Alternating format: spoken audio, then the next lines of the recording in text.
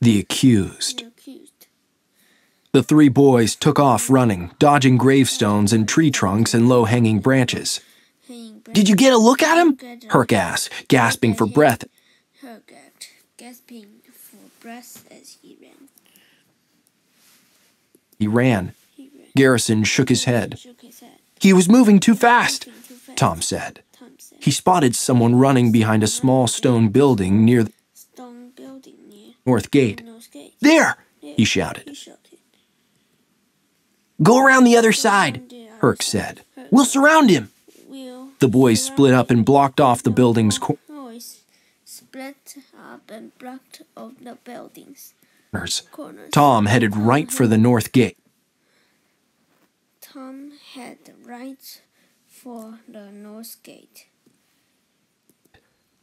"Aha!"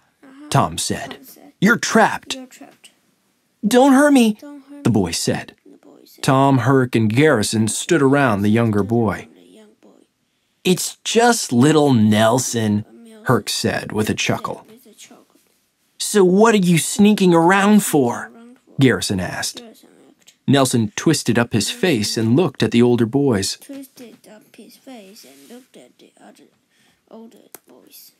"What are you three doing in the cemetery?" he asked in a squeaky voice. "Having a secret meeting?"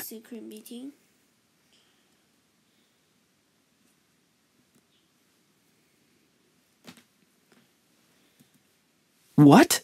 Tom said. He elbowed Herc lightly. "He thinks we're spies." "Are you?" Nelson asked. "There's only one spy," Herc pointed out. "Mr. Flute said so." "No, he didn't," Nelson said. "Not really."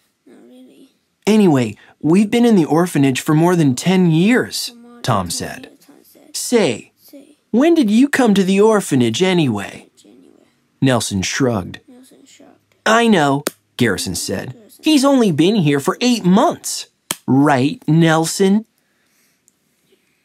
"He's only been here for 8 months, right, Hyson?" Nelson shrugged again. "I guess," he admitted. Herc leaned back on his heels.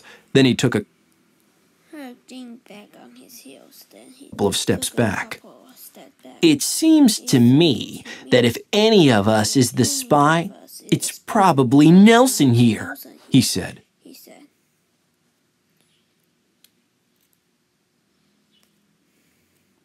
"No way," Nelson said. The older boys circled around Nelson. "We should bring him to Mr. Jinx," Herc said. Garrison snarled. "We should bring him directly to the High Command," he said. "We should bring him directly to the High Command," he said. Tom shook his head. "That's too good for him," he said. "We should take care of him right here in the graveyard." "Ah!" Nelson yelled. He tried to run, but Herc grabbed him. "Let me go!"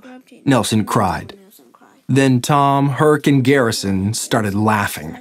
"Don't worry, Nelson," Tom said. "We know it's not you."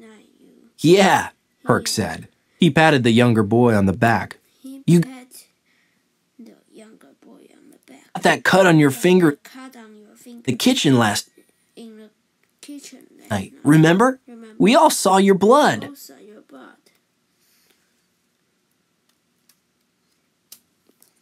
"No way," Nelson said. The older boys circled around Nelson. "We should bring him to Mr. Jinx." "Yeah," Tom said. "You watch too many of those dumb Earth movies." "Oh, yeah," Nelson said quietly. The 4 boys stood there quietly a minute.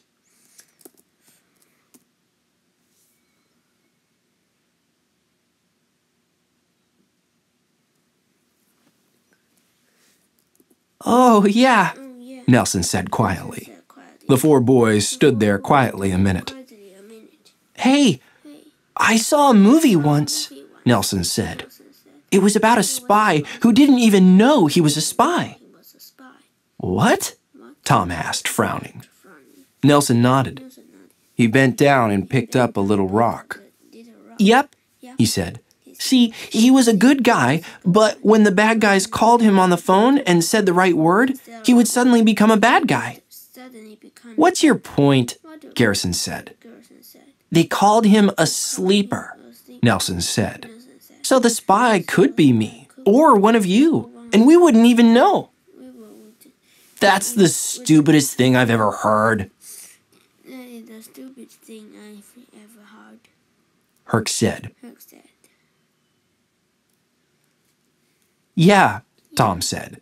You watch too many of those dumb Earth movies. We better get back.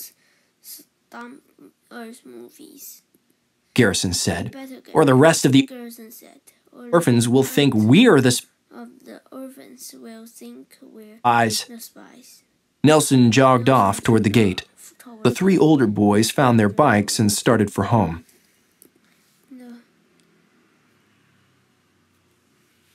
Hey! The three older boys found their bike and started for home, Garrison said.